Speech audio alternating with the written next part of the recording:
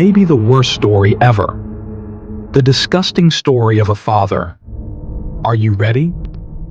A psychopath who raped his own daughter in the basement of his house for 24 years, Josef Fritzl. One of the sickest souls history has ever seen, Josef Fritzl. Josef Fritzl was an Austrian man who was convicted of abducting and even raping his own daughter. Before we get into the main event, let's summarize his life a little. Fritzl was born in Amstetten in 1935. At the age of 21, he married and had 7 children. Josef, a retired electrical engineer, had served a year and a half in prison for rape in the 1960s. But this was expunged from his record 15 years after the incident, according to Austrian law. He was therefore already known to have a criminal past. The year 1977. For Fritzl's daughter Elizabeth, this was the year when life began to darken. According to Elizabeth's testimony, it was around this time that her father first began to abuse her. Elizabeth was only 11 years old when Fritzl began abusing her in 1977. When Elizabeth turned 17, she could no longer stand her father's abuse, so she and a friend ran away from him and went into hiding. Within 3 weeks, however, police officers found her and returned her to her parents. Upon her return, Elizabeth says, her father began to escalate his sexual assaults, which continued for another year and a half. On 29th of August 1984, a 24-year prison life began for Elizabeth.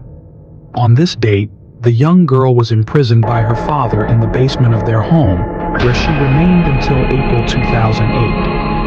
Shortly after her mother declared her a missing person, a letter written in Elizabeth's own handwriting was discovered.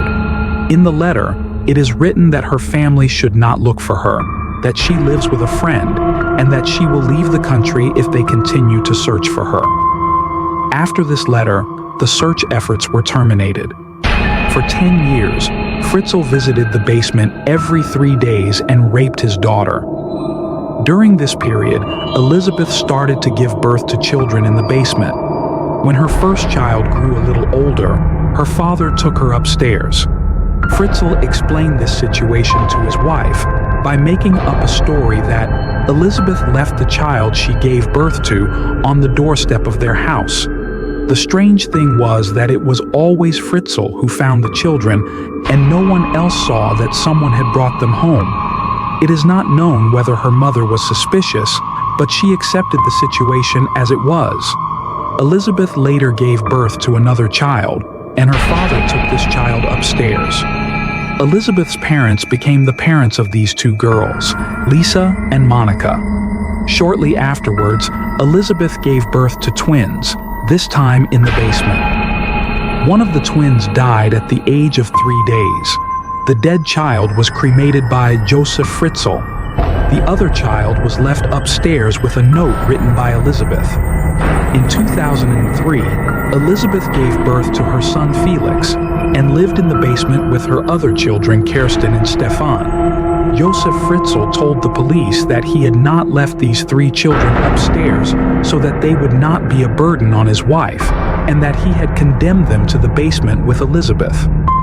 Let's look at how the case unfolded. The first event that brought the 24-year process to an end was the illness of Elizabeth's son Kirsten, who had been living with her in the basement. Josef Fritzl decided to take the child, who was in a very serious condition, to hospital. Elizabeth helped Josef carry him out of the basement, and so he came out of the basement for the first time in years. Then she returned to the basement to spend the last week. Kirsten was taken to hospital in an ambulance. Elizabeth had very wisely put a piece of paper in Kirsten's pocket asking for help. This paper was recognized in the hospital and immediately handed over to the Austrian police. Thus, Elizabeth's research, which had been closed years ago, was reopened. Only a week later, Fritzl allowed Elizabeth and her children to leave the basement and return upstairs. Fritzl explained to his wife that he had decided to return after 24 years of their daughter's absence. Elizabeth, on the other hand, was threatened by her father, so she agreed to everything he said, also under the influence of 24 years. Afterwards, Elizabeth and her father were picked up by the police when they went to visit Kirsten in hospital and taken to the police station. When her father was removed and she felt safe, Elizabeth began to tell the police what she had been through, that she had been subjected to violence, that she and her children had been starved for days, that she had been forced to watch pornographic videos, that she had been forced to replicate scenes from the videos in front of her children, and that she had been raped in this way. As a result of all these statements, Josef Fritzl was immediately taken into custody. Josef Fritzl subsequently admitted all charges and confessed to the 24-year process. Josef Fritzl said that all 7 children were his, and that he had imprisoned his daughter in a windowless basement for 24 years. He said that the door to the basement was opened with a secret keyless locking system. According to information received from Elizabeth and her children, Josef Fritzl had told them that the concrete door was connected by wires, that if it was blown open, poisonous gas would enter, and that this was included in the security system. Fritzl's wife, Rosemarie, said that she was unaware of Elizabeth's condition and thought that her daughter had joined a cult. A few days later, a DNA test confirmed that the children were Josef Fritzl's children. The investigators were only able to work in the basement for 1 hour due to lack of oxygen. Elizabeth was reportedly raped more than 3,000 times in 24 years.